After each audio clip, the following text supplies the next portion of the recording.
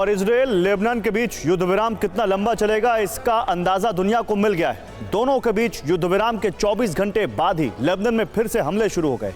Israel का दावा है कि लेबनान में हिजबुल्लाह के लड़ाके हमले की तैयारी कर रहे थे। दूसरी तरफ सीज फायर के बाद हूती और इस्लामिक रेजिस्टेंस ने इजराइल पर हमले की शुरुआत कर दी है।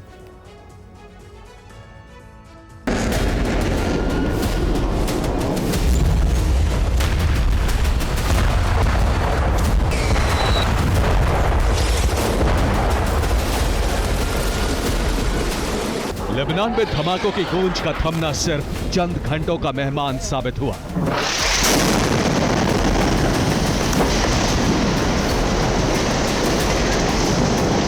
युद्ध विराम का पहला दिन बीतने ही वाला था कि एक बार फिर इजरायली फाइटर जेट्स ने उड़ान भरी और फिर लेबनान की सीमा के भीतर वैसे ही धमाके शुरू हो गए।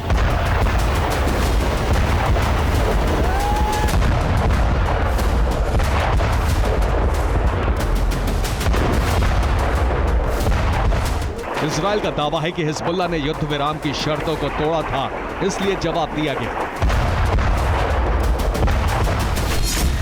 इजरायल का दावा है कि कुछ संदिग्ध वाहन साउथ लेबनान में जा रहे थे। वाहनों में हिजबुल्लाह के लड़ाके सवार थे।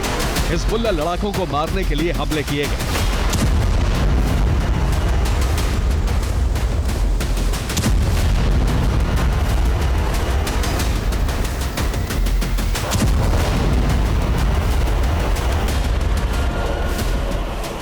साउथ लेबनान में इजरायल ने एक रॉकेट साइट पर भी हमला किया। दावा है कि हिजबुल्लाह लड़ाके रॉकेट से हमले की तैयारी कर रहे थे। हमला रोकने की वजह से ही इजरायली सेना ने पहले हमला कर दिया।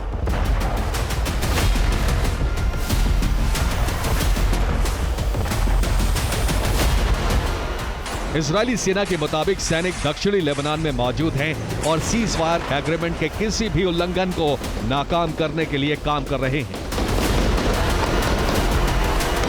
इजरायल ने हिजबुल्लाह के एक हथियार डिपो पर भी हमला किया। दावा है कि इसकी जानकारी पहले ही अमेरिका को दे दी गई थी। हिजबुल्लाह ने इन हमलों का जवाब नहीं दिया है। मंगलवार के बाद से इजरायल पर हमले बंद हैं। हूती ने इजरायल से बदला लेने का ऐलान किया है। सीज फायर का ऐलान होने के बाद भी लेबनान पर इजरायल की पैनी नजर है। ग्राउंड ऑपरेशन के लिए गए इजरायली सैनिक हर इलाके पर नजर रख रहे हैं। सीज फायर एग्रीमेंट के मुताबिक इजरायल को अपनी सेना को अगले 2 महीने के भीतर दक्षिणी लेबनान से धीरे धीरे वापस लाना है। उसे अपनी सेना को दक्षिणी लेबनान और इजरायल के बीच की ब्लू लाइन के पार ले जाना है। ये इजरायल और लेबनान के बीच का बॉर्डर नहीं बल्कि लाइन ऑफ विड्रॉल है।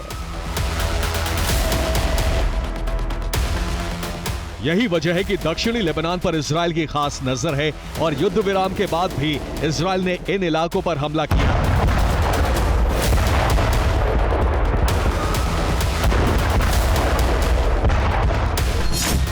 हूती अब इजरायल पर हमले की तैयारी में है। इस्लामिक रेजिस्टेंस भी हमला कर सकता है। इजरायल पर अब नए मोर्चे से हमले हो सकते हैं।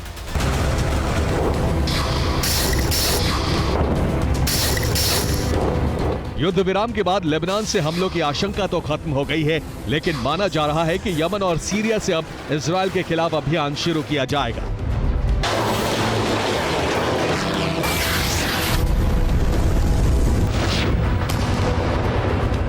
पिछले दिनों आई एक रिपोर्ट के मुताबिक इजरायल के ताबड़तोड़ हमलों के बाद हिजबुल्लाह के नेता और लड़ाके सीरिया शिफ्ट हो गए हैं।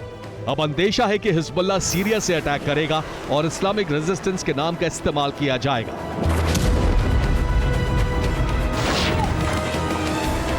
हूती ने भी इजरायल से बदला लेने की सौगंध ली है। माना जा रहा है कि अब यमन से इजरायल पर कई मिसाइल हमले हो सकते हैं।